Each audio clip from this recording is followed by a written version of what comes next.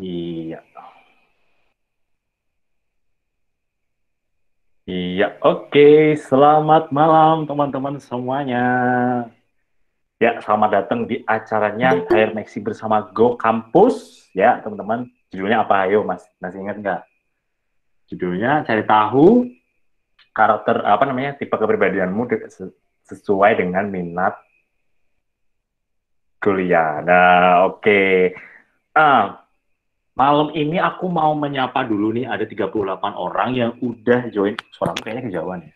Oke, udah ada 40 orang yang join. Boleh di chat dong teman-teman. Teman-teman datang dari kampus mana aja atau kampus mana aja. Dari kota mana aja kalau misalkan masih SMA. Kalau yang udah kuliah boleh ditulis dari kampus mana. Yuk, aku pengen kenalan. Ayo kita chat.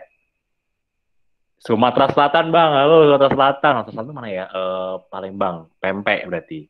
Luar biasa. ITS, halo ITS. ITS itu Surabaya. Bekasi, halo Bekasi. Jogja ada. Pontianak. Mana lagi tuh? Sambas, oke. Sambas itu berarti Kalimantan Barat ya? Perbatasan sama Sarawak itu nggak sih? Ya kan? Oke, kemudian ada dari Unair, ada Malang, Cianjur. Oke. Dari Unika, Semarang. Halo. Ada lagi nggak nih yang dari mana-mana nih? Dari UMS alumni. Oh, udah alumni, Kak. Siap. Di Solo. Ada yang dari Gorontalo, kayaknya tadi banyak deh dari teman-teman dari Gorontalo, Sulawesi gitu. Kayaknya lumayan banyak tadi hari ini kalau kulihat. Oke, kita akan mulai dalam 2 menit lagi ya teman-teman ya. Oke, sebelumnya aku mau menyapa dulu. Ini ada sudah datang ya teman-teman dari Go Kampus. Ada Mbak Daknya dan Mbak Safira. Halo Mbak Daknya. Oh, lagi masih off nih kayaknya. Oke. Oh, ya, halo. Halo. Oh, kenceng betul, mantul suaranya. Hai.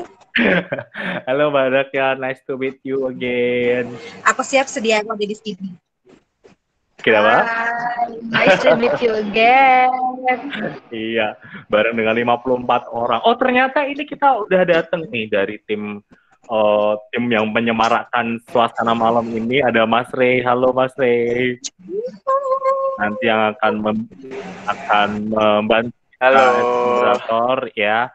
Dan ada dari Santi. Halo Santi. Hai, hai. Hai hai. Oke, kita hold dulu ya teman-teman ya. Nanti kita akan kenalan lebih lanjut dengan dari dari kampus dan dari teman-teman pembicara. Gitu. Oke, baik. Nah, perlu aku ingetin bahwa malam ini kita ada giveaway gitu. Nah, giveaway-nya kayak gimana? Nanti teman-teman silakan bikin story ya nanti dengan aturannya ada di tengah nanti 7:30 akan kita sampaikan aturannya apa buat giveaway nanti karena hadiahnya menarik banget ada untuk 2 orang voucher GoPay atau OVO gitu. Nah, buat teman-teman yang baru join atau baru tahu nih aplikasi GoKampus. Apa sih aplikasi GoKampus itu? Jadi GoKampus itu merupakan aplikasi mahasiswa pertama di Indonesia untuk beresin urusan kampus kamu gitu. Nah, fitur-fiturnya apa aja? Itu ada buat daftar kuliah, beasiswa, cari tempat magang, termasuk kalau mau lihat event-event kampus juga ada tuh di situ dan ada promo-promo siswa lainnya. Nah, yang lebih oke lagi nih ya, tuh kampus tuh punya feature namanya program instant approval, di mana teman-teman cukup mengirimkan raport kelas 10 dan kelas 11 bisa langsung diterima di jurusan dan universitas pilihanmu. Nah, dan lebih oke-nya lagi, dapetin beasiswa hingga 15 juta atau cashback 500.000 dengan mendata program instant approval dari GoKampus. Nah, untuk info lengkapnya kamu bisa follow nih Instagramnya GoKampus di @gokampusofficial atau cek di www.gokampus.com. Ngomong-ngomong, udah ngomongin Go Kampus, udah ngelain pembicaraan dan sebagainya. Aku belum berkenalan, mohon maaf, terlalu bersemangat ya. Oke, aku Tito. Di sini aku akan ngebantu teman-teman as a MC gitu ya. Jadi jangan bosen kalau misalkan yang udah sering banget ikutan webinar HRMaxi, biasanya aku sering menjadi moderator. Kali ini aku jadi MC, jadi jangan bosan ya ngeliat tampang aku. Nggak apa-apa kok, habis ini ada tampang-tampang fresh yang lebih oke. Jadi jangan khawatir. Oke, jangan lupa teman-teman nanti untuk sesi ini teman-teman harus ngikutin sampai dengan akhir sesi. Kenapa? Karena satu, nanti akan ada challenge atau giveaway dari Go Kampus. Aturannya kayak gimana nanti kita lihat di tengah acara di pukul 7:30. Lalu teman-teman yang mengisi form yang mengisi form feedback di akhir acara nanti akan kita berikan e-certificate. Oke, jadi jangan sampai momen-momen yang asik gitu ya, yang asik ini tuh terlewatin, karena hari ini kita kan ngebahas ilmu-ilmu tuh yang kayak penting banget, apalagi buat teman-teman yang lagi SMA ya, yang SMA pengen nyari kuliah, jangan sampai deh kita bingung nyari jurusan. Itu yang pertama. Kalau udah kuliah gimana, Kak? Kalau yang udah kuliah jangan sampai salah milih jurusan ya. Salah milih tempat kerja, sorry. Oke deh, tanpa berlama-lama, aku akan panggil nih our moderator. Mohon maaf nih cewek-cewek nggak boleh histeris ya, tolong, mohon dikontrol ya. Oke. Oke, Mas Re, halo. Halo, selamat malam Mas Tito. Selamat malam, Mas Re. Apa kabar, Mas? Kabar, baik banget dong. Baik. Oke, gitu. Mas Re. Nah, selanjutnya aku akan serahin ke Mas Re ini ya, supaya kan teman-teman nggak bosan untuk ngeliat muka aku. Jadi aku serahin ke Mas Re untuk sesi ini. Oh iya, kayak gitu teman-teman, nanti kalau mau tanya jawab boleh di chat aja dulu. Nanti kita akan kurasi supaya teman-teman nanti akan dibacain atau nanti unmute ya kalau berani. Harus berani dong. Ya. Oke, thank you. Mas Re, silakan. Oke. Terima kasih Mas Tito untuk waktu dan kesempatannya nih dari teman-teman HRMaxi juga. Terima kasih untuk kesempatannya. Nah, kali ini di malam hari ini di webinar untuk mencari tahu tipe kepribadian kita ya. Kalau misalnya biasanya yang jadi moderator adalah Mas Tito, di malam hari ini diganti dulu nih sama aku. Nah, teman-teman perkenalkan, namaku Christian Renaldo, boleh dipanggil Ray aja. Sekarang aku lagi bekerja di salah satu perusahaan FMCG di Jakarta. Produknya nggak usah disebut lah, teman-teman tapi pasti tahu kok. Aku yakin produknya pasti tahu. Nah, aku sekarang kesibukannya lagi kerja aja, dan di malam hari ini aku dapat kesempatan untuk membantu HRMaxi di webinarnya untuk jadi moderator nih.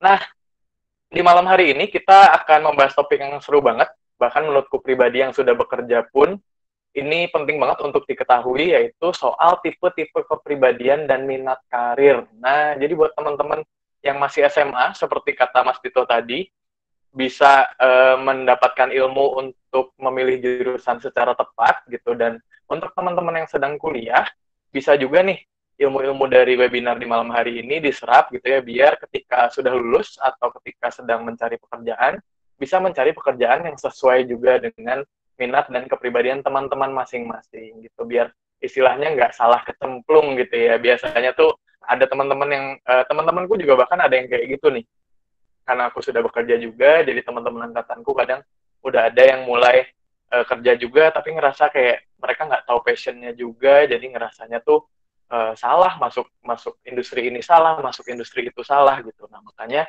kita di malam hari ini akan membahas, berdiskusi bersama soal tipe-tipe kepribadian dan minat dan bakat gitu. Nah, oleh karena itu di malam hari ini kita sudah mengundang bintang tamu atau pembicara yang sesuai, expert gitu ya dengan bidang tersebut.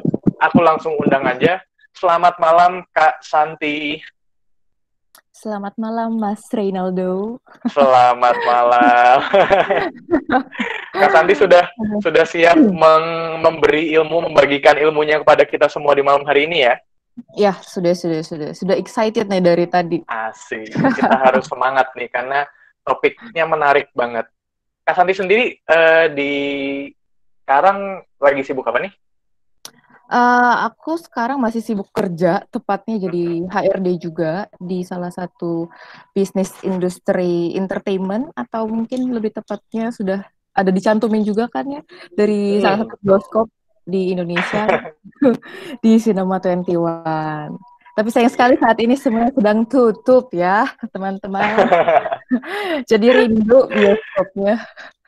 Nah, nanti ini mungkin teman-teman juga banyak nih yang rindu nonton bioskop nih ya, Iya, karena kita sekarang lagi masa PSBB, tapi sabar dulu teman-teman, ditahan, nanti ada saatnya bioskop buka kembali gitu. yes. Nah, untuk Kak Santi sendiri, karena di Mm. malam hari ini kita akan membahas tipe-tipe kepribadian, dan cocok banget Kak Santi adalah orang HR, Mm-mm. background-nya sendiri psikologi ya Kak Santi ya?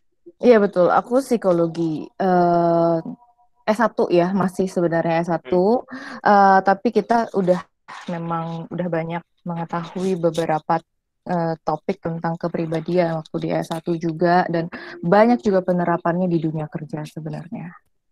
Apalagi Betul banget. sebenarnya kalau misalnya kita jadi rekruter ya, gitu.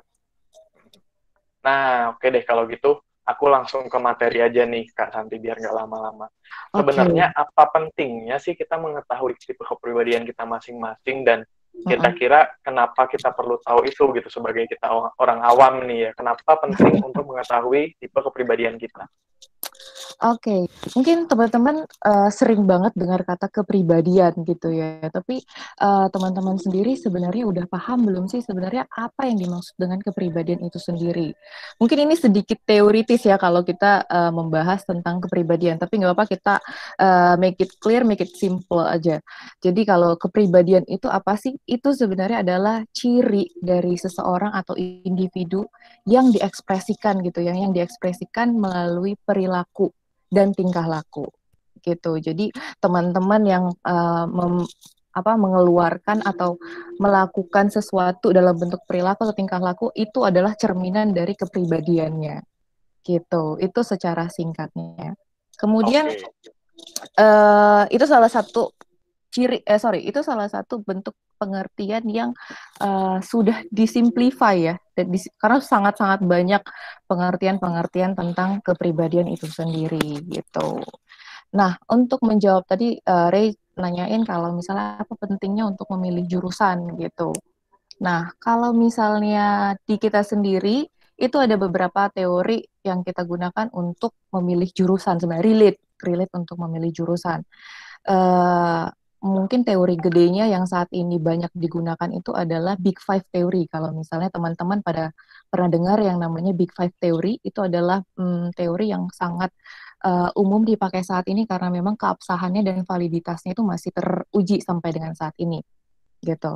Tapi para trainer atau mungkin para biro psikologi khususnya untuk mencapai atau mengetahui minat bakat seseorang itu banyak banget menggunakan yang namanya teori Holland atau Holland Code gitu. Jadi mungkin untuk malam ini aku lebih banyak membahas untuk teori Holland Code ini gitu. Nah, ini Nah, terima seperti apa kasih. Nuh, Kak, untuk Ya, teori Holland Code-nya ini? nah, kita tadi kan berbicara tentang si tipe kepribadian, jadi kita langsung aja ya.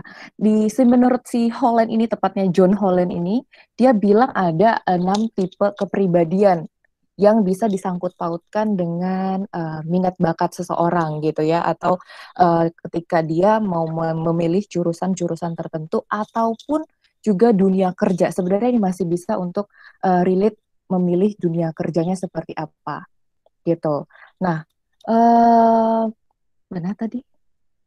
Hilang sepertinya. Nah, ini sepertinya ada yang tidak sengaja ngeklik present screen ya, biasanya. Nah, udah kembali lagi. Oke, oke. Nah, tadi kita coba buka. Pertama itu adalah realistik. Kemudian yang kedua investigatif, ketiga artistik, keempat sosial, enterprising, dan konvensional. Jadi kode menurut Holland itu dia kodekan dalam bentuk RIASEC gitu. RIASEC. Dia ambil 3 kode tertinggi untuk memetakan minat bakat seseorang menurut tipe kepribadiannya. Nah, kalau realistik ini itu berbicara soal kemampuan seseorang yang dilihat berdasarkan kemampuan dalam menggunakan suatu alat gitu. Jadi orang-orang dengan tipe realistik ini biasanya orang-orang dengan peralatan atau equipment tertentu gitu. Dia suka mengotak-atik sesuatu. Ini biasanya pilot juga kayak gitu ya. Dia bisa menggerakkan suatu mesin. Jadi kalau bicara tentang realistik ini berbicara tentang mungkin pilot, engineering, kemudian teknisi gitu-gitu. Jadi permainannya adalah mengakomodir atau menggerakkan suatu benda untuk menjadi atau memfungsikan benda-benda di sekitarnya gitu. Itu untuk tipe realistik. Nah, singkatnya aja ya, kalau misalnya kita berbicara tentang investigatif, dia adalah scientist gitu. Jadi kebayang ya kalau misalnya investigatif udah kayak Conan gitu, jadi dia suka banget untuk mengkaitkan antara satu kejadian dengan kejadian lain, seperti scientist, kemudian dengan data-data tertentu. Nah, itu adalah tipe investigatif. Kalau artistik, ya udah pasti lah ya, namanya juga art, depannya udah pasti dia berbicara tentang kesenian ataupun keindahan gitu, baik itu dalam bentuk puisi, nyanyian, seni, musik, gambar, itu berbicara tentang yang artistik. Sosial, kalau sosial itu adalah orang-orang dengan motivasi membantu orang lain. Bisa jadi dia quotes unquote dia dapat gaji atau tidak digaji pun, itu bisa dikatakan sosial gitu. Jadi misalnya kalau guru itu kan bisa jadi digaji memang, tapi ada juga guru yang tidak digaji seperti volunteer ataupun relawan. Nah, itu masuk ke dalam tipe sosial. Biasanya orang-orang nyebut tipe sosial ini adalah tipe penolong gitu, kayak Ibu Peri gitu ya. Kalau misalnya dalam dalam dunia kerja, sosial itu dikaitkan dengan tipe penolong. Setelah sosial itu ada enterprising. Namanya juga enterprising ya. Jadi orang-orang dengan enterprising ini tuh senang banget dengan dunia luar, senang banget social environment, kemudian lebih ke arah bekerja sama dengan orang lain gitu ya, deal-dealan sama orang lain. Nah, kalau deal-dealan sama orang ini erat banget kaitannya dengan yang namanya marketing. Jadi enterprising ini lebih ke arah marketing, sales, promotion yang kayak gitu. Nah, untuk konvensional itu dia lebih suka di belakang di belakang meja gitu, di belakang, dia suka di dalam ruangan kerjanya. Kalau misalnya dengan data administratif yang tipenya itu tuh benar-benar nggak neko-neko gitulah ya dibandingkan dengan yang lainnya gitu. Nah, kalau misalnya konvensional itu sangat terbalik banget nih dengan yang namanya artistik. Teman-teman mungkin bisa lihat ya kaitannya tuh, bisa lihat nggak, realistik itu ini kan heksagonal ya bentukannya. Nah, di heksagonal ini realistik itu terhubung dengan sosial. Bisa lihat nggak garisnya? Oh iya, betul. Bisa ya. Nah, berseberangan ya. Ya, berseberangan. Kemudian investigatif juga berseberangan dengan enterprising. Maksud garis itu adalah itu sangat bertolak belakang gitu. Jadi realistik itu udah pasti bertolak belakang dengan yang sosial. Enterprising juga kebanyakan bertolak belakang dengan investigatif. Demikian selanjutnya konvensional dengan juga berseberangan dengan artistik. Gitu. Jadi tapi bukan berarti ketika dia memang suka mesin, dia bukan orang yang nggak bisa socializing juga gitu, nggak kayak gitu juga, hanya mungkin tempatnya atau wadahnya dalam bekerja itu ataupun belajar, dia nggak suka bergabung dengan orang-orang itu gitu. Dia lebih suka dengan orang-orang ya bisa memperbaiki keran, memperbaiki AC, dia pasti lebih suka kerjanya atau belajarnya dengan orang yang juga bisa memperbaiki gitu, dibandingkan orang yang bantu sana, bantu sini, bantu sana, bantu sini, yang kayak gitu loh. Jadi menurut Holland ini ada 6 tipe kepribadian yang bisa diukur dalam memilih jurusan gitu. Jadi dia langsung mengkaitkannya dengan minat bakatnya gitu. Itu mungkin kalau misalnya saya menjelaskan tentang teorinya ya, Ray. Nah, berarti ini kan dari Kak Santi udah menjelaskan secara singkat nih ya masing-masing. Iya, udah buru-buru nih. Kalau ilmu istilahnya apa sih Kak? Maksudnya investigatif atau artistik itu istilahnya apa? Istilahnya Poin lebih ke kepribadian gitu kah atau sesuatu oh poin ini kepribadiannya gitu ya berarti? bukan, ini namanya dimensi. Jadi kalau misalnya Oke. pembahasannya kalau di Hmm, psikologi namanya dimensi gitu. oke. Jadi Istilahnya dimensi dimensi. Berarti iya. ada 6 dimensi ini ya. Betul. Nah, Oke. sorry, aku mau tambahin, Hmm, Rey. Jadi kalau kita lihat di atas itu kan ada realistik dan investigatif ya. betul. Nah, semakin ke atas, dia itu akan mengarah pada tipe kepribadian yang introvert. Oke. Semakin ke bawah, dia akan mengarah ke tipe kepribadian yang ekstrovert. Jadi kalau misalnya kayak Tito ini sepertinya dia akan jauh nih dari introvert gitu. Nggak mungkin dia Aku introvert loh, Kak. jauh banget Tenang tuh loh, dari introvert ya. Kak. Jadi pasti dia akan mengarah antara tengah ke bawah nih, gitu. Bisa Oke, dilihat. oke.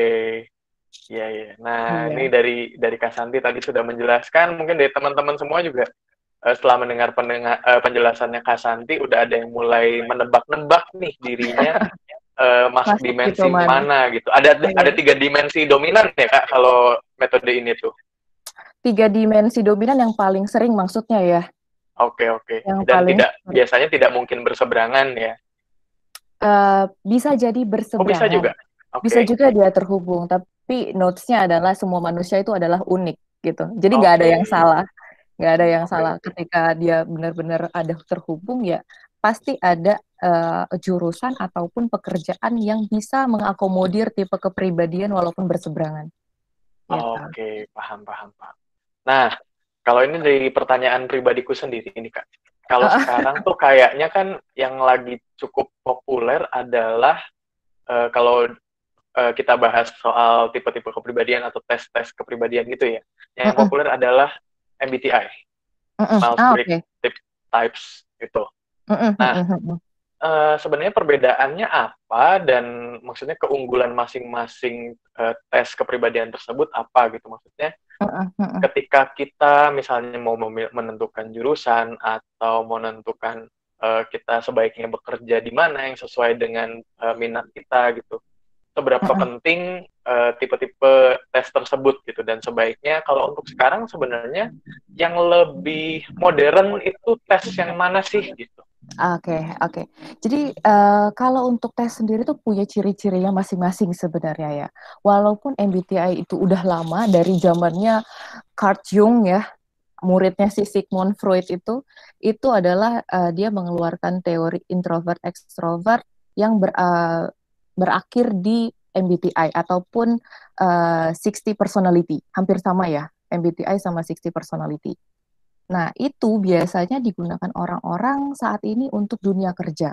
Jadi kalau kita tes untuk dunia kerja, mostly pasti akan menggunakan MBTI gitu. Sementara kalau untuk menuai minat bakat untuk anak SMA untuk pilih jurusan itu paling banyak menggunakan Holland gitu. Kenapa? Oke. Karena Holland ini tuh dia lebih simplify.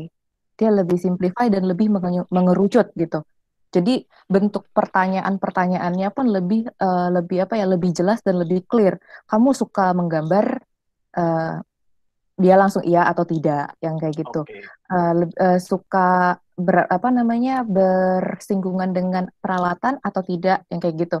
Jadi dia langsung simple banget pertanyaannya, gampang banget dimengerti oleh anak-anak SMA karena minat bakat itu sekarang nggak cuma di kelas 3 gitu ya, di kelas 3 SMA.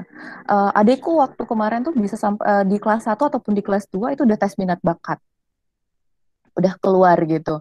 Jadi mengerti sih kenapa para biro psikologi ataupun trainer-trainer tertentu itu pakainya Holland Theory itu ya karena mungkin pengemasannya lebih simpel dan juga pengerucutannya lebih jelas kalau pakai Oke. Holland Theory gitu. Kalau yang MBTI Kalau yang lebih apa MBTI berarti? lebih kompleks gitu karena dia bukan pakai teori kepribadian berdasarkan yang Holland yang sesimpel itu gitu ya. Kalau tadi penjabarannya kan Holland cukup simpel ya dan cukup Betul, mudah betul. dia mengerti, tapi kalau MBTI itu lebih kompleks. Dia bisa mungkin lebih gampangnya untuk membaca yang si Big Five teori itu gitu. Itu juga lebih simplify dan bisa menggambarkan dan lebih applicable dengan kasus-kasus atau masalah yang bisa kita temui di kantor ataupun di dunia pekerjaan lainnya gitu. Oke, oke. Nah, berarti karena yang Holland Code ini lebih simpel, jadi memang disarankannya untuk anak SMA gitu, mungkin kurang lebihnya ya. Maksudnya, Betul. karena aku pribadi pun sudah beberapa kali interview pekerjaan, itu yang dipakai seringnya sih MBTI memang, karena memang lebih kompleks ya. Betul. Apakah lebih mendetail juga, Mbak, kalau MBTI itu? MBTI lebih mendetail, walaupun memang Oke. hasilnya harus divalidasi dengan proses-proses seleksi ataupun alat tes kepribadian ataupun alat tes bisa jadi inventory lainnya ya, kita sebutnya inventory lainnya gitu. Oke. Nah, berarti nyambung ke pertanyaan selanjutnya, apakah boleh nih Kak Santi kita menggunakan hasil entah dari Holland Code atau dari MBTI untuk menentukan jurusan dan masa depan kita nih? Maksudnya, apakah dari hasilnya itu misalnya nih, tadi yang aku catat dari Kak Santi yang sudah jelaskan itu misalnya, nah, dia dominan di dimensi realistik. Nah, dimensi realistik itu adalah biasanya mempunyai kepribadian yang senang menggunakan alat-alat gitu ya. Orangnya mungkin bahasanya teknik banget gitu ya, suka sesuatu yang hands-on gitu. Betul, Harus hands-on. Menggunakan alat-alat dalam pekerjaannya gitu. Nah, apakah jika kepribadiannya ternyata, dominannya realistik nih, apakah berarti, let's say, jika kita memilih jurusan teknik, kita akan nyaman atau merasa sesuai dengan passion kita, atau maksudnya, seberapa, apakah hasil tes kepribadian itu benar-benar bisa kita jadikan acuan yang mutlak lah untuk menentukan jurusan, pekerjaan, dan masa depan kita gitu. Oke, ini berarti kita ngomongin soal faktor apa sih yang mempengaruhi gitu ya untuk pemilihan jurusan sendiri gitu. Kalau faktornya sendiri itu ada 2. Jadi ada faktor eksternal dan juga faktor internal. Yang dimaksud dengan faktor eksternal itu adalah faktor di luar diri gitu yang mempengaruhi kita untuk memilih jurusan. Itu biasa banget tuh kalau SMA tuh teman mau kemana ngikut, orang tua Bener mau banget. gimana ngikut, atau lokasi yang dekat atau yang katakanlah yang tren-tren saat ini dia ngikut misalnya gitu. Ya, nah ini kita masuk ke internalnya. Kalau internal itu salah satunya adalah kepribadian, minat bakat, dan potensinya gitu ya. Nah, untuk yang internal sendiri 71% itu faktor yang mempengaruhi seseorang untuk memilih jurusan yang tepat itu adalah kepribadian. Kenapa? Gitu. Kenapa kepribadian jadi faktor persentase dengan persentase yang besar? Itu karena memang ketika kita masuk dunia kampus ataupun di belajar dengan environment perkuliahan gitu ya, ketika seseorang nggak suka atau nggak sesuai dengan tipe kepribadiannya, dia akan lebih sulit untuk survive gitu. Ketika dia misalnya orang yang suka dengan tadi, kalau dia dominan di menggunakan alat-alat, tapi ternyata dia masuk ke guru nih, ke sosial, ke tipe kepribadian yang sosial. Contohnya adalah dia masuk ke guruan gitu ya, keguruan. Dia belajar, dia belajar untuk mengajar, dia belajar untuk jadi penolong buat orang lain gitu. Itu akan sulit dia untuk beradaptasi.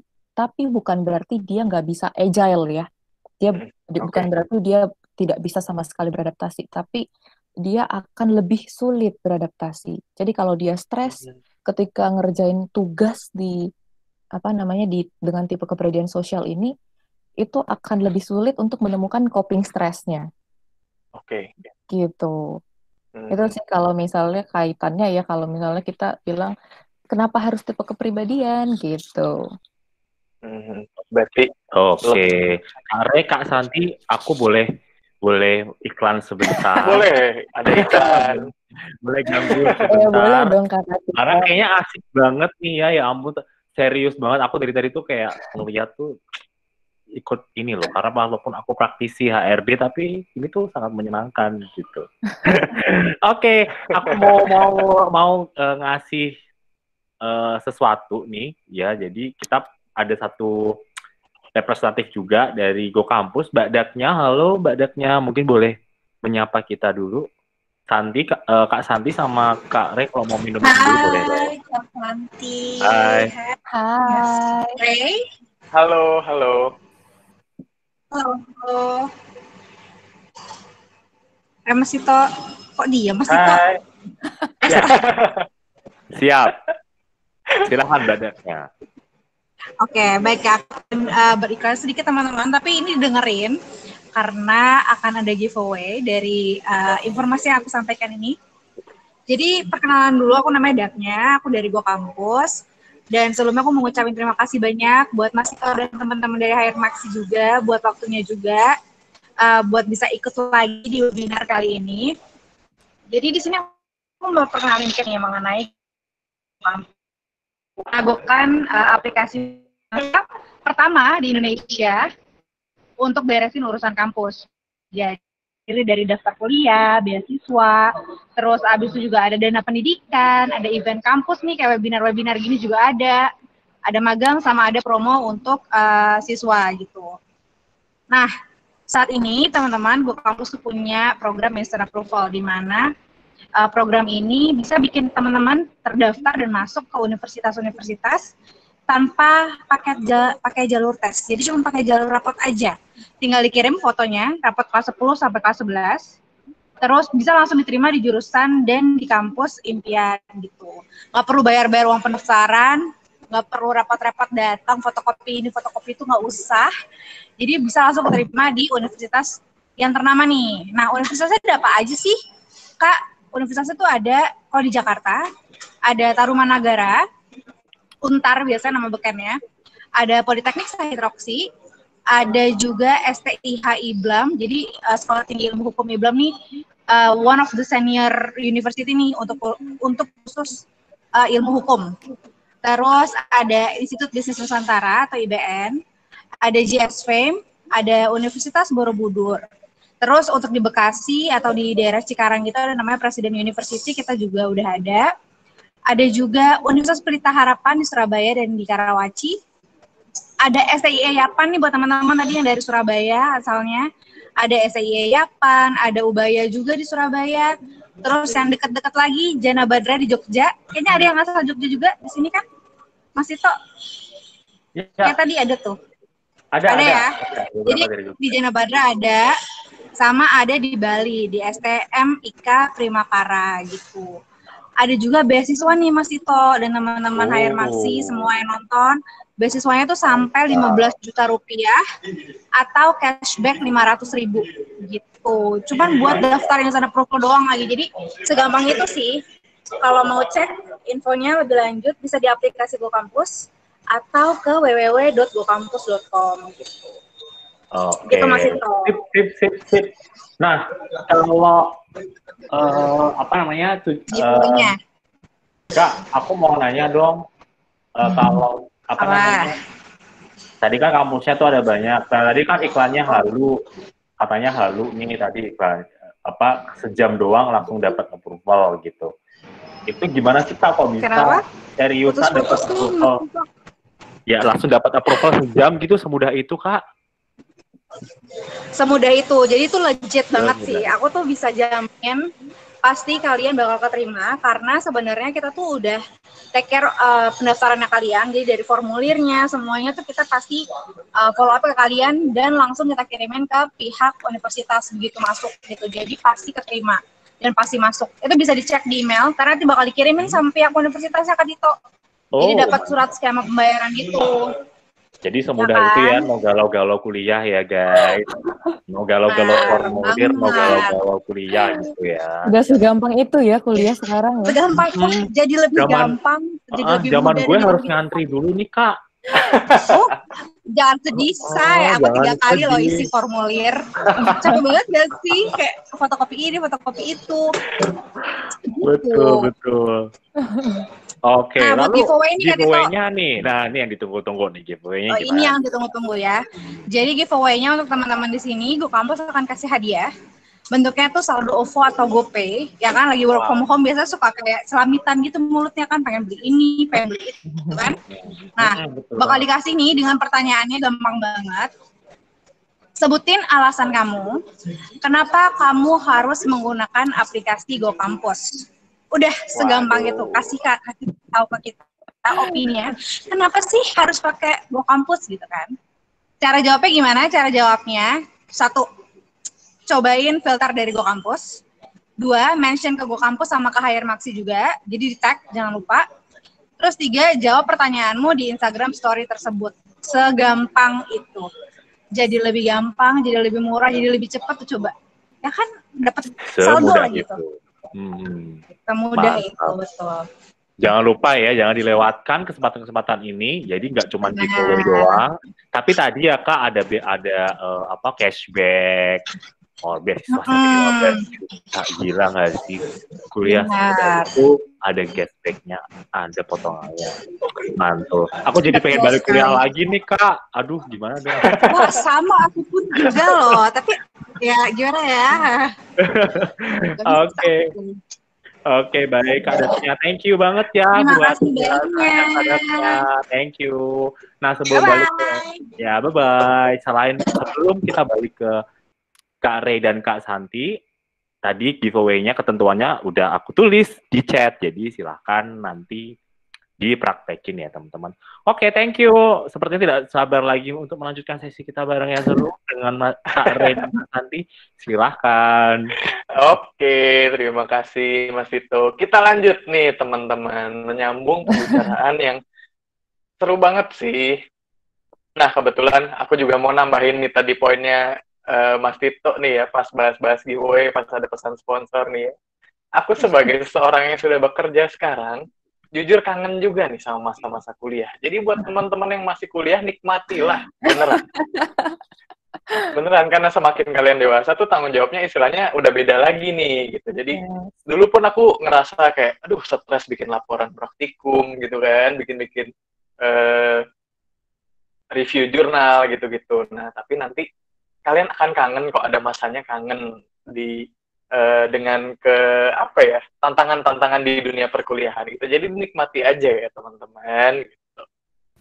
Oke, kita lanjut ke pembahasan selanjutnya. Ini Kak Santi udah banyak pertanyaan yang masuk juga nih, dan kebetulan menarik juga pertanyaannya, nyambung banget sama yang sedang kita bahas. Nah, yang pertama mungkin ini dari Kak Sutrisno. Bagaimana ya Kak Santi caranya melakukan tes kepribadian? Nah, mungkin ini bisa secara singkat aja nih Kak. Kalau MBTI setahu kan udah banyak yang provide free test di online gitu ya. Nah, kalau Holland Code juga apakah ada gitu? Atau misalnya yang bisa benar-benar hasil tesnya bisa kita pegang deh, kita akurat. Soalnya kadang online itu kan hanya secara sederhana aja ya gitu, nggak secara mendalam gitu. Gimana tuh Kak? Gampangnya sebenarnya kalau misalnya kita mau yang valid banget dan reliable itu kita pakai ya biro psikologi gitu ya. Minta mereka untuk tes minat bakat untuk kampus saya mau pilih jurusan nih. Itu bisa pakai tes minat bakat di biro psikologi. Tapi kalau memang nggak mau di biro psikologi, teman-teman boleh pakai apapun yang ada di online test sebenarnya. Tapi catatannya jangan lakukan hanya cuma satu kali. Holland Test Theory. Jadi coba dari beberapa situs yang berbeda, beberapa tes yang berbeda, tapi tetap yang namanya Holland Theory. Ya minimal 3 kali Holland Theory lah di beberapa tes web supaya hasilnya lebih valid gitu. Tapi kalau ketiga-tiganya memang nggak valid atau berbeda-beda terus hasilnya, better lebih baik ke biro psikologi karena kita juga bisa langsung dapat suluhan ataupun konsultasi dari pihak yang expert gitu. Oke, nah berarti tadi dari Kak Sutrisno pertanyaannya semoga sudah terjawab ya. Jadi kalau melakukan tes kepribadian tuh sebenarnya di online juga sekarang sudah banyak ya Kak Santi ya. Tapi memang kalau misalnya mau hasil yang memang benar-benar bisa dipegang, terpercaya gitu ya, bisa langsung ke biro psikologi. Betul. Nah, pertanyaan selanjutnya Kak Santi ini dari Ira Sabira. Tes kepribadian yang mendekati akurat biasanya tipe yang mana, Kak? Oke. Mendekati akurat maksudnya antara Holland Theory atau si MBTI gitu ya? Betul. Dua-duanya sebenarnya akurat, tapi tergantung untuk kepentingan yang mana. Kalau misalnya Holland Theory digunakan untuk dunia pekerjaan, untuk mencari pekerjaan apa yang cocok, masih akurat sih. Tapi untuk tahu lingkungan atau environment-nya sendiri pasti akan lebih akurat mungkin menggunakan si MBTI gitu, karena dia jauh lebih kompleks. Dia akan mengarahkan kita dengan tipe orang mana nih yang enak dan paling cocok untuk kita bekerja sama nih yang kayak gitu. Kalau di Holland kan dia cuman pilihannya, oke, lu mungkin lebih cocok jadi guru nih kata si Holland. Tapi kalau MBTI di guru pun tapi dengan tipe orang yang seperti apa nih cocoknya bersinggungannya, yang kayak gitu loh perbedaannya. Oke. Jadi sebenarnya tidak ada yang lebih akurat karena memang dimensinya pun berbeda-beda gitu ya Kak ya, tapi lebih ke yang satu mungkin lebih kompleks, lebih mendetail, yang satu lebih mudah dipahami gitu karena lebih sederhana gitu. Tergantung dengan kebutuhannya yang mana ya tadi catatannya. Oke, terima kasih Kak Santi penjelasannya. Kita lanjut nih. Ini pertanyaan yang ingin aku tanyakan juga. Dari Kak Ahmad Hafid. Bagaimana kalau kepribadian seseorang tidak mencerminkan bahwa dia masuk di jurusan itu? Atau mungkin secara umumnya, ini juga yang sering ku alami juga. Bagaimana nih Kak Santi kalau misalnya kita sudah melakukan tes kepribadian, ternyata hasilnya tuh tidak sesuai dengan yang kita rasakan selama ini gitu. Misalnya kalau Holland Code ini ya, tadi aku balik lagi. Let's say, nah, aku merasa aku adalah orang yang cukup enterprising karena sekarang aku juga bekerja di bidang marketing gitu. Nah, tapi ternyata justru enterprising itu tidak ada di 3 dimensi dominan punya aku nih. Gitu. Nah, makanya pertanyaannya tadi, bagaimana kalau ternyata hasil tesnya itu tidak sesuai dengan jurusan yang sedang kita ambil atau tidak sesuai dengan apa yang kita rasakan selama ini? Oke, ini suaranya kenapa tiba-tiba Suaranya menjauh Kak Re ya? kayaknya cukup samar-samar ya. Tiba-tiba menjauh. Tiba-tiba menjauh. Jangan jauh-jauh Kak Re. Masih jauh? Cukup jauh. Bentar, coba. Kayaknya mungkin ini gangguan. Kayaknya tadi kepencet di handphonenya, nakal tuh kayak handphonenya. Sudah lebih jelas? Sudah. Nah, tapi pertanyaannya tadi kedengeran ya atau perlu diulang? Ya. Udah. Jadi mungkin aku ulangin sekali lagi. Gimana kalau misalnya tipe kepribadian kita berbeda dengan mungkin jurusan atau pekerjaan yang kita udah pilih, gitu kan ya?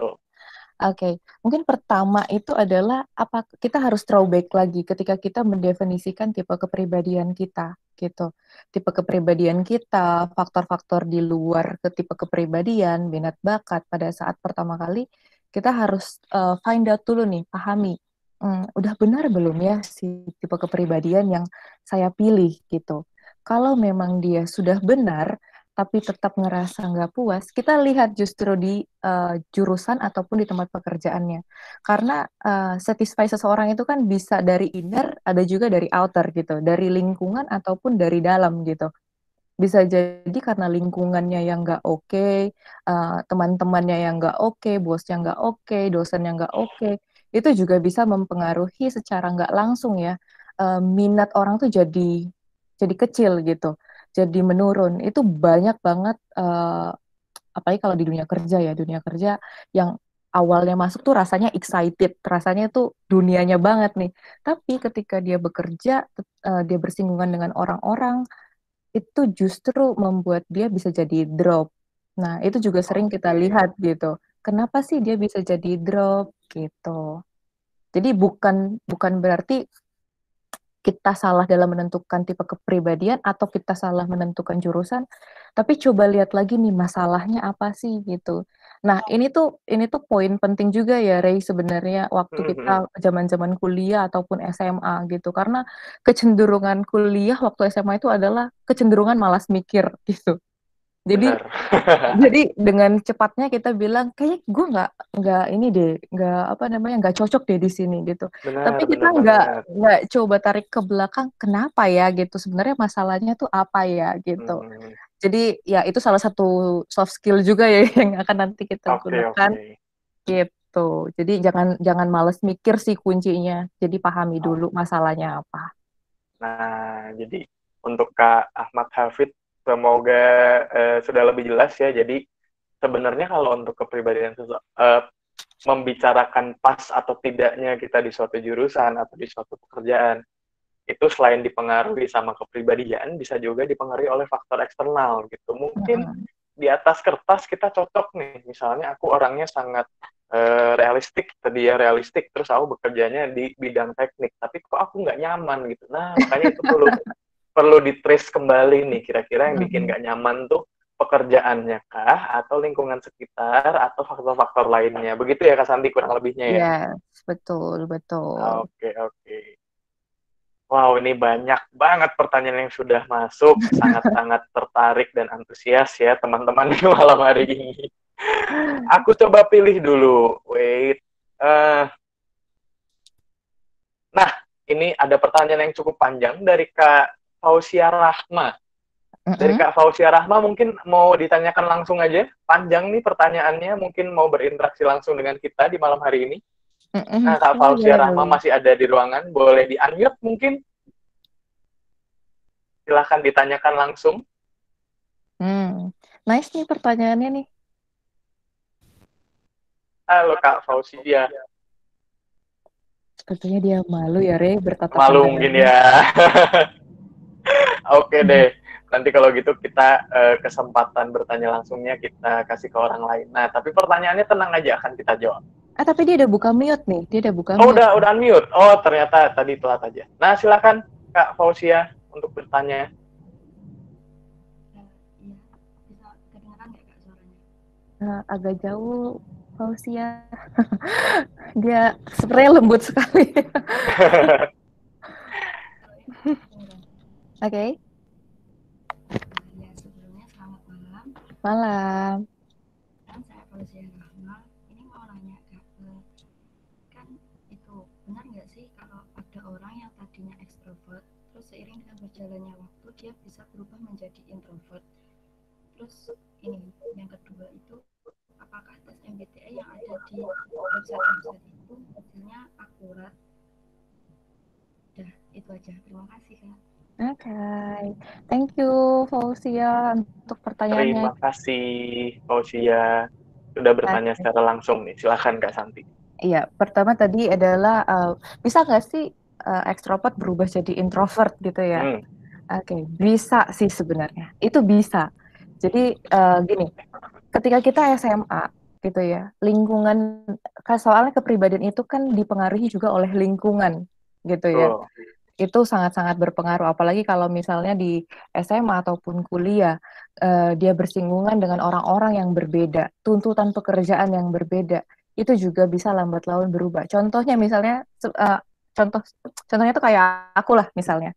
Aku dulu waktu SMA itu introvert sebenarnya, introvert banget. Jadi hanya di rumah, orangnya rumahan, kemudian cuma ngehibur diri dengan DVD, dulu zamannya masih DVD ya. Dia ngoleksi DVD gitu, cuma tidur baca novel, itu aku tuh udah seneng gitu. Tapi ketika aku masuk ke jurusan psikologi gitu ya, dengan aku lihat ya aku cukup sepertinya tertarik nih dengan psikologi. Aku suka ya katakanlah dulu bahasanya mencenayangkan orang gitu kan ya. Nah, aku suka dengan psikologi, tapi tuntutan pekerjaanku aku nggak boleh sangat-sangat introvert gitu. Karena di HRD kita ngurusin orang banyak misalnya gitu. Kita ngurusin bisnis, support bisnis, kita ngurusin departemen lain, fungsi-fungsi lain yang mengharuskan aku untuk bisa berkomunikasi dengan orang lain gitu. Lambat laun, aku tuh nggak introvert banget loh. Tadinya introvert banget, aku tuh nggak jadi introvert banget gitu. Aku mulai bisa berinteraksi dengan orang, bisa membaca kayak, oh sama si dia aku harus begini, sama si dia aku harus begini gitu.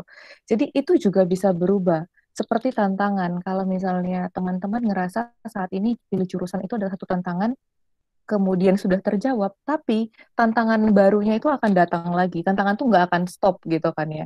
Tantangan-tantangan itu akan membentuk kepribadian kita selama ya masa kehidupan seseorang, masa perkembangan seseorang. Karena masa perkembangan seseorang itu sampai dia meninggal gitu, dari lahir sampai dia meninggal gitu. Oke, nah Gitu sih. kebetulan aku juga mengalami hal yang sama nih. Kalau untuk perubahan kepribadian sepertinya aku mengalami, tapi aku kebalikannya nih. Dari Aku dulunya, iya benar. Aku dulu pas kuliah dan dari SMA juga ngerasanya cukup ekstrovert lah ya, maksudnya senang bergaul segala macam.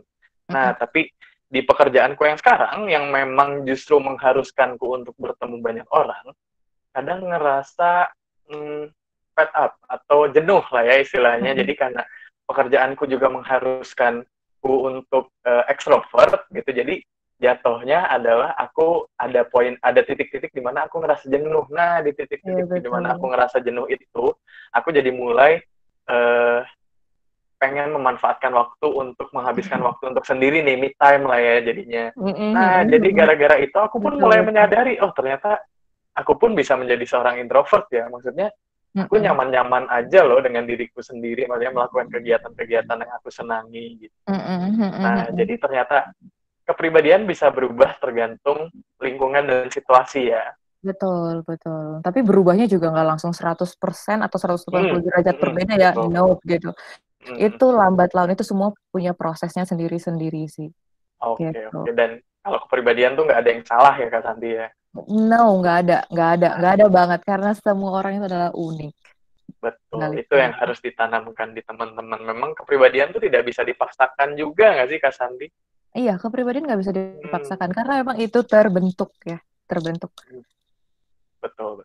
Oke, nah ini untuk pertanyaan kedua dari Kak Fauzia, tadi masih sama. Iya, Apakah tes MBTI MBTI tersedia di website itu akurat? Nah, tadi ini kurang lebih sama dari pertanyaan yang sempat kita bahas sebelumnya ya Kak Santi ya. Kalau memang akurat atau tidaknya itu memang sebaiknya coba beberapa platform yang berbeda. Betul. Untuk ngetes apakah hasilnya sama, ya berarti cukup akurat. Tapi kalau beda-beda mungkin memang suasana hatinya lagi berbeda juga, karena aku pun aku pernah mengalami gitu. tes MBTI di platform yang sama tapi di kondisi yang berbeda, itu hasilnya ternyata bisa berbeda gitu. Bisa banget. Jadi, kondisi pekerjaan dan interaksi juga bisa mempengaruhi ya. Nah, betul banget. Ini aku seseorang yang bisa relate gitu ya, binder dan that gitu. Jadi istilahnya tenang aja lah, hasilnya berubah-ubah tuh sesuatu yang lazim untuk ditemui. Jadi kalau misalnya yang mau akurat, tetap ke biro psikologi tadi ya Kak Santi ya. Betul, tetap ke biro psikologi. Oke, kita lanjut. Ini dari Kak Andini Nurul. Selamat malam Kak, saya mau bertanya apabila kita sudah mendapatkan hasil dari tes kepribadian, apakah bisa berubah lagi? Nah, sama lagi nih. Ada yang mempertanyakan perubahan kepribadian. Nah, kurang lebih sewaktu-waktu ya, ini bahasanya tes kepribadian apakah bisa berubah sewaktu-waktu. Mungkin secara psikologi itu ada yang namanya reliable time gitu ya. Jadi keakuratan si alat tes ini bisa kita pegang selama 6 bulan gitu. Tapi setelah 6 bulan kita harus melakukan tes ulang gitu. Karena dalam jangka waktu 6 bulan itu ya banyak hal lah ya, faktor-faktor tertentu yang bisa mempengaruhi baik intelijensi juga bisa ya, intelijensi, kemudian kepribadiannya, cara dia berinteraksi itu juga bisa berubah gitu. Makanya alat ukur kita di tes pertama kali, 6 bulan kemudian kita tes lagi gitu. Nah, jadi balik lagi mungkin kalau aku menyimpulkan nih ya, istilahnya tes kepribadian itu untuk membantu ya Kak Santi ya, tapi hasil istilahnya tidak mutlak, karena bahkan hasil tes kepribadian itu bisa berubah-ubah gitu. Betul. Dan selalu dilengkapi dengan interview ya, Ray. Oke.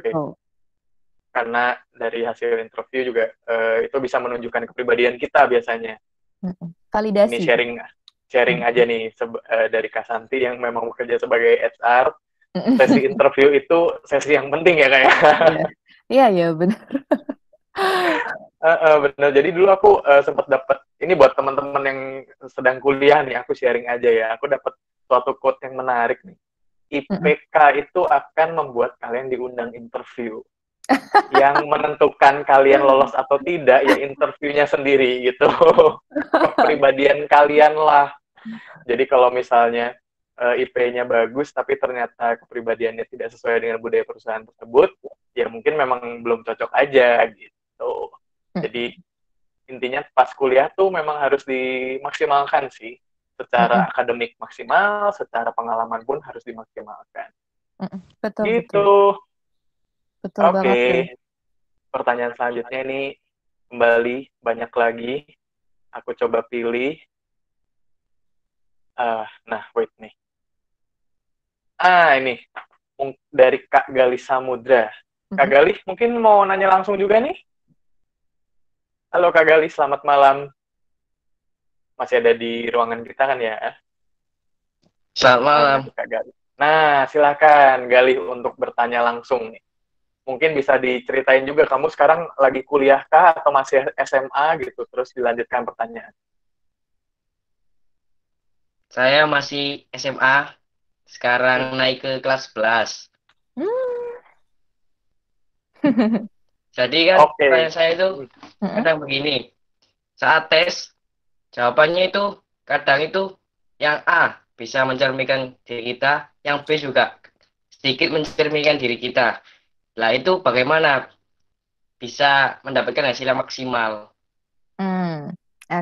Oke, paham nih. Ini sebagai kayak... seseorang yang pernah melakukan tes minat bakat nih, sering terjadi nih situasi seperti ini. Iya. Nah, Jadi, misalnya Kak, gimana tuh Kak Santi? Misalnya ada dua pilihan yang kira-kira sama-sama mencerminkan kita, gimana sih caranya biar kita memilih yang istilahnya mungkin lebih tepat atau lebih sesuai biar hasilnya lebih akurat juga gitu. Ini kayaknya ketika menemukan dua pernyataan yang sama kuatnya yang mencerminkan dirinya, mungkin kali ya maksudnya.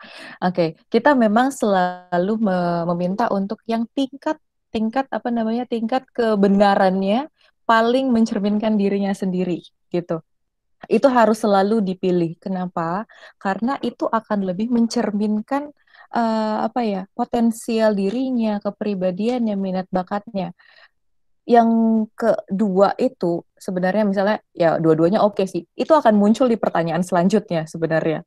Jadi pernah nggak sih kalian ngerasa ketika kita tes pertanyaan A, pertanyaan B diulang lagi nih dan dilaga lagi dengan pernyataan lainnya gitu. Cukup sering. Ya cukup sering ya. Nah itu tuh jadi dia sedang memvalidasi jawaban teman-teman gitu. Apakah teman-teman cukup konsistenkah untuk menjawabnya gitu. Jadi bukan berarti itu nggak akan tercermin, itu akan tercermin gitu. Dengan ya ada bias-bias tertentu juga gitu. Jadi misalnya pilihan pertamanya nanti jadi dokter, pilihan keduanya jadi psikiater, misalnya gitu. Jadi bukan berarti itu dihilangkan sama dia, enggak. Tapi dicoba diadu dengan pernyataan lainnya, gitu. Itu sih, Mas. Oke, nah. Tadi Galih yang menanyakan, semoga jawabannya memuaskan, sudah dijelaskan secara detail nih sama Kak Santi. Iya, terjawab nggak ya Mas Galih? Terjawab dong pastinya. Kita ke pertanyaan terakhir kali, karena nggak kerasa nih, tiba-tiba ternyata udah 1 jam aja kita bersama. Coba aku lihat lagi. Terima kasih Galih. Wait. Nah, ini deh, yang ini mungkin rasanya bisa relate juga mungkin oleh banyak teman-teman gitu ya. Kak Santi nih, gimana kalau misalnya kita sudah terlanjur memilih jurusan yang tidak sesuai dengan kepribadian kita? Misalnya karena tekanan dari orang tua, atau misalnya apa lagi ya, ikut temen yang tadi Kak Santi bilang, atau misalnya kayak teman-temanku pernah ada juga nih, misalnya karena aku kebetulan dari Jogja juga, prinsipnya adalah yang penting masuk UGM, nggak peduli jurusannya mau apa gitu. Nah, sering tuh kerasa baru misalnya 1 tahun pertama kayak, udah masuk UGM sih, berhasil gitu, tapi kok kayaknya nggak sesuai sama kepribadianku gini. Nah, dari Kak Santi sendiri gimana sih? Mungkin ada tips dan triknya gimana kalau misalnya sudah terlanjur, atau misalnya kita memilih jurusan yang tidak sesuai, gimana caranya menanggulanginya gitu ya, atau mencari solusinya kalau posisinya kita sudah terlanjur memilih jurusan yang tidak sesuai dengan kepribadian kita. Oke. Sebenarnya ya ini juga banyak saya temuin di teman-teman kampus juga ya, tapi mostly teman-teman aku tuh pindah jurusan gitu. Jadi secepat kilat mereka pindah Ya, jurusan. benar. Ya kalau memang masih bisa diakomodir dengan pindah jurusan ya it's okay gitu. Dia cepat menyadarinya, tapi jangan ini juga ya, jangan impulsif juga untuk mengatakan nggak sesuai Betul. gitu. Tapi kalau memang dia sudah menyadarinya dengan baik, secara detail, udah menganalisa dirinya sendiri, ya boleh pindah jurusan kalau memang itu memungkinkan. Tapi kalau untuk yang tidak memungkinkan, anggaplah ini sebagai tantangan gitu. Karena adaptasi ataupun survive-nya teman-teman di sini itu akan jadi sesuatu yang pencapaian sesuatu yang luar biasa gitu nanti ketika di masa yang akan datang, misalnya di masa pekerjaan. Saya nggak survive, tapi saya mencoba untuk saya nggak bisa mencintai ataupun nggak ngerasa oke nih dengan jurusan, tapi saya berusaha untuk mencintai jurusan ini gitu. Dengan cara apa gitu kan? Ya pertama mungkin teman-teman harus menemukan coping stress, katakanlah ya coping stress, atau menemukan jalan lain untuk bisa engage dengan si jurusan ini. Misalnya nih, cari teman-teman yang sesuai dengan kepribadian teman-teman. Cari lingkungan yang paling mendukung teman-teman gitu. Jangan cari yang ya udah misalnya nggak sesuai, terus carinya lingkungan yang orang yang nggak mau belajar, ya mau opo gitu kan ya. Ya udah pasti akan menghilang leong gitu ya layangan. Nah, carilah benar-benar ya udah targetin aja gitu, targetin saya harus lulus gitu dari jurusan ini gimana pun caranya. Ya cari teman-teman yang mendukung, cari ekstrakurikuler ataupun yang non formal institution gitu ya untuk mendukung dia, membantu dia untuk lebih cepat gitu. Kalau dia merasa dia lebih lama, sharing pengalaman dengan teman-teman yang ya angkatan atas lah, cari environment. Ya banyak sih sebenarnya yang bisa dilakukan, nggak cuma langsung gue nggak suka, oke, bye gitu, nggak gitu juga sih gitu. Oke, benar-benar. Jadi mungkin ada baiknya kalau misalnya memang lagi tidak nyaman, kita coba menemukan kenyamanan sendiri ya, menciptakan kenyamanan sendiri gitu. Iya, enggak. Atau mungkin bisa jadi juga teman-teman memang belum ketemu titik nyamannya aja ya Kak ya? Bisa. Anak kuliahan itu bisa jadi, apalagi kalau dia keluar kota ya, itu bisa mengalami yang namanya culture shock. Nah, terus dia nggak nyaman. Homesick juga tuh. Homesick juga bisa. Terus tiba-tiba bilang, oke, aku kayaknya nggak cocok dengan jurusan ini. Nah, makanya tadi penting banget makanya untuk pahami dulu alasan apa sih sebenarnya kenapa dia nggak suka gitu. Oke. Jadi milih jurusan kuliah tuh mirip-mirip pacaran juga ya. Kalau ada masalah dikit-dikit tuh dicari solusinya dulu, jangan impulsif gitu ya kan nanti ya. Betul, jangan langsung minta putus ya guys. Nah, cari jodoh sebenarnya ya. Karena kembali lagi mungkin memang lagi dipengaruhi situasi mood, lagi dipengaruhi lingkungan, betul. Atau memang lagi belum ketemu aja titik nyamannya di mana gitu. Jadi kalau memang lagi ngerasa nggak nyaman, dicoba dulu deh. Dicari kira-kira bisa nggak sih kita menciptakan kenyamanan untuk diri kita sendiri. Gitu. Oke. Satu lagi Ray mungkin. Ketika kita nggak suka gitu ya dengan kita udah tahu nih dengan pekerjaan ini ke depannya dengan jurusan ini pekerjaan yang di hadapan aku tuh akan ini gitu. Dan di hadapan itu pekerjaannya juga memang nggak ada pilihan. Oke, gue nggak suka semua pekerjaan itu gitu.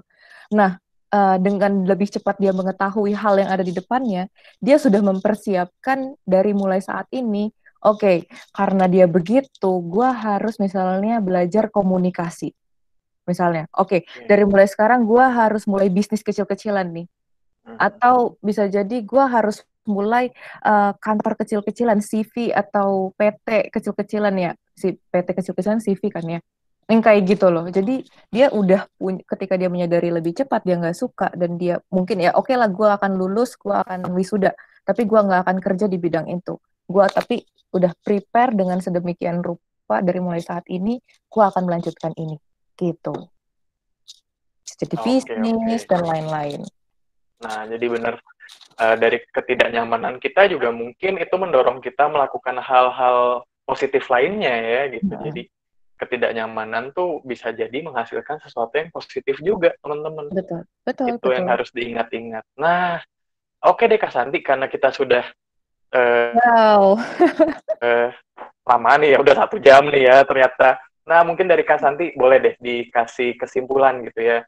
Maksudnya dari kita kan tadi udah bahas banyak banget tentang tipe-tipe kepribadian dan kayak dalam kaitannya menentukan jurusan maupun menentukan pekerjaan. Nah, mungkin bisa dikasih kesimpulan atau kalimat penutup nih dari Kak Santi, silahkan. Oke, kalau untuk kalimat penutupnya mungkin teman-teman jangan pernah menghiraukan atau apa namanya ya, anggap remeh dengan ketika teman-teman tuh tes minat bakat.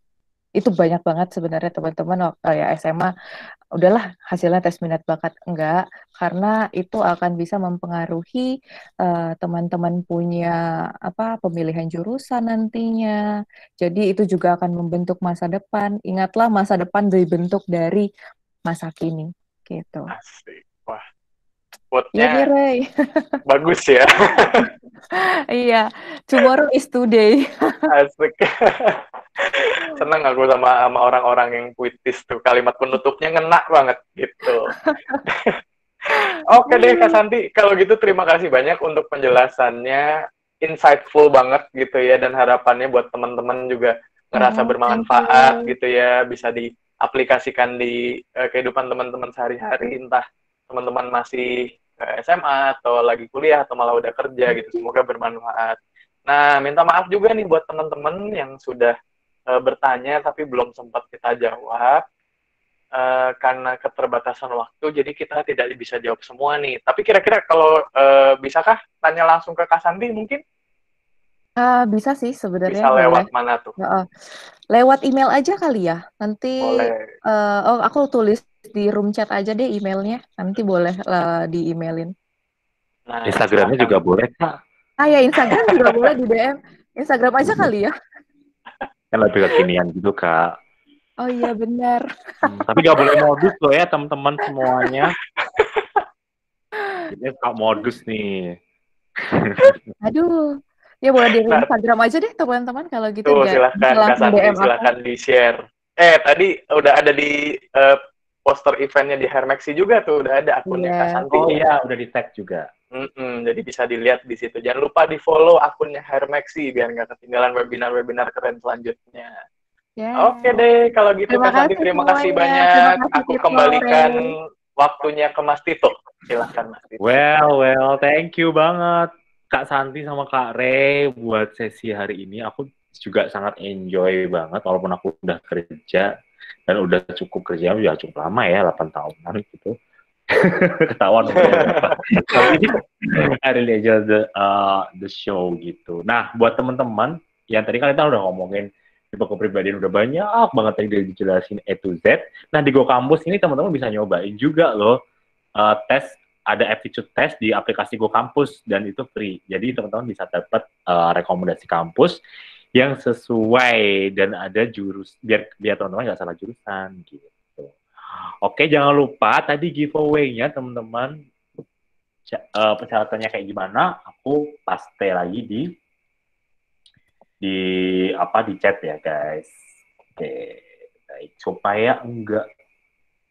supaya enggak ketinggalan giveaway karena lumayan loh dapat saldo GoPay hari ini. Oke, dari Go Kampus, betul ya. Oke, tadi jangan lupa di follow Instagramnya Go Kampus Official ya teman-teman, dan Hire Maxi. Dan juga kalau tadi pengen tanya lebih lanjut bisa tanya ke Kak Santi lewat Instagramnya, kita tag juga di posternya di Hire Maxi gitu. Dan juga Instagramnya Kak Ray juga ada kok di Hire juga kita tag kok ya. Jadi Ciao bisa berbicara, Ciao bisa berinteraksi sekarang, tapi nggak bermodus ya teman-teman. Oke, sekali lagi thank you banget buat Kak Ray dan Kak Santi sudah berbagi bareng kita. Dan thank you banget buat tim Go Kampus ya, udah mensupport acara kita di hari ini gitu. Untuk link sertifikat atau feedback sudah dikirim ya Kak ya, sudah dikirim di grup, mungkin admin boleh di-share kembali, nanti akan dibagi di H+7. Oke, thank you teman-teman semuanya, semoga semakin tercerahkan, semoga bisa pilih jurusan yang sesuai dengan sesuai dengan values teman-teman, purpose teman-teman, atau passion atau apa itu, supaya tetap nanti pas kerja, pas berkarir, pas berbisnis itu mantul semua demi bangsa kita yang lebih baik. Oke, thank you teman-teman. Sekian dan terima kasih. Saya Tito, saya pamit undur diri. Sampai jumpa di webinar asik lainnya. See you. See you teman-teman semuanya. See you teman-teman. Selamat istirahat. Bye. Bye.